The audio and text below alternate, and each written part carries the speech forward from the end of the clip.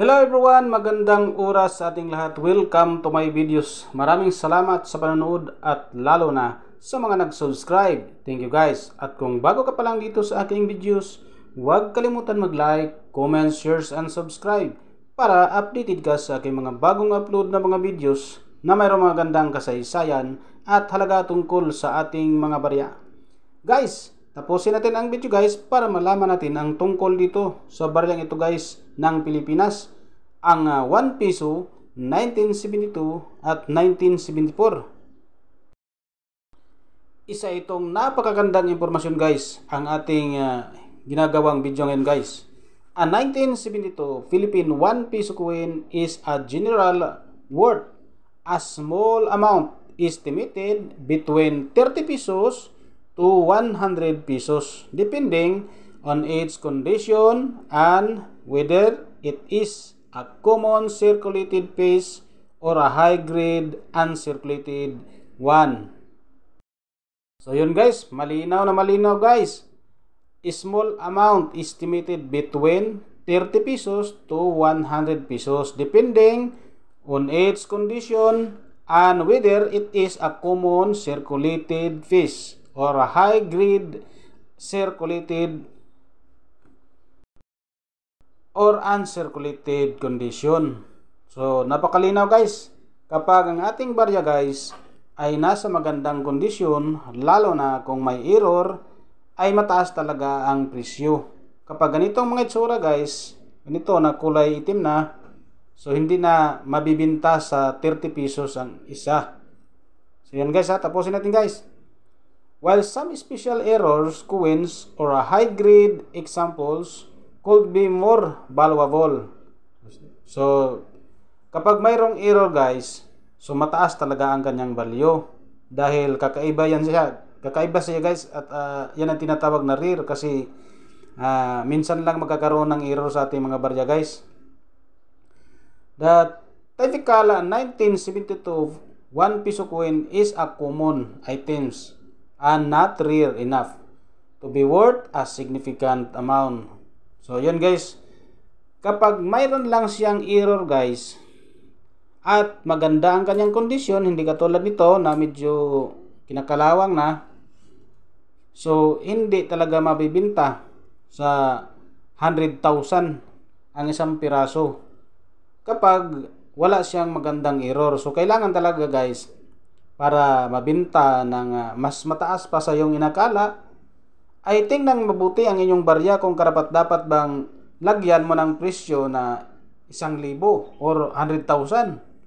Dapat tingnan mo kung may error or maganda ba ang kanyang kondisyon. Hindi porke error yan tapos pangit na mga itsura, so hindi pa rin mabibinta ng 100,000 or 1,000 ang isang piraso. So dito lang yan tayo maglalaro sa 30 pesos hanggang 100 pesos. So dahil magdidepende pa rin sa kanyang kondisyon guys.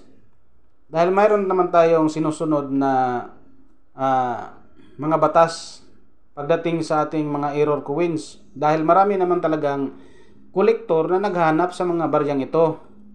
Pero mayroong mga kondisyon sa bawat coins na inyong ibibinta. Lalo na dito guys, 1 piso na ito guys ay talagang napaka-common. Kasi sobrang dami ang ginawa nito guys. Sobrang dami guys ang ginawa sa ating 1972. Umabot ng 121,821,000 kapiraso guys. So yun guys, kapag nagbenta tayo ng mga coins guys, dapat ay may error at nasa magandang kondisyon na.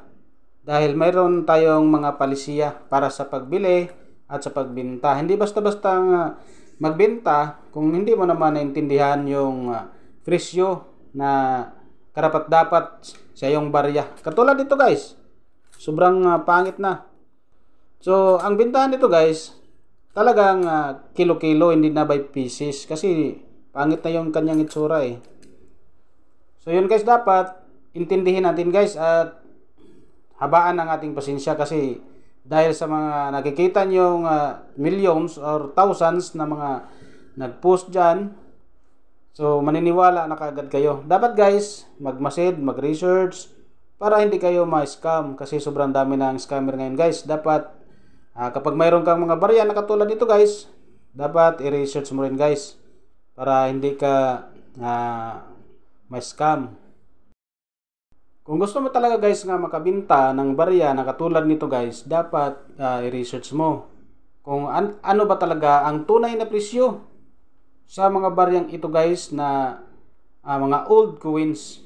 Dahil sa sobrang dami, ang ating 1972 umabot ng 121 million ay hindi na mabibili sa halagang 1,000 ang isang piraso guys, dahil mayroon tayong mga batas para dyan kung paano magbenta, kung paano bumibili.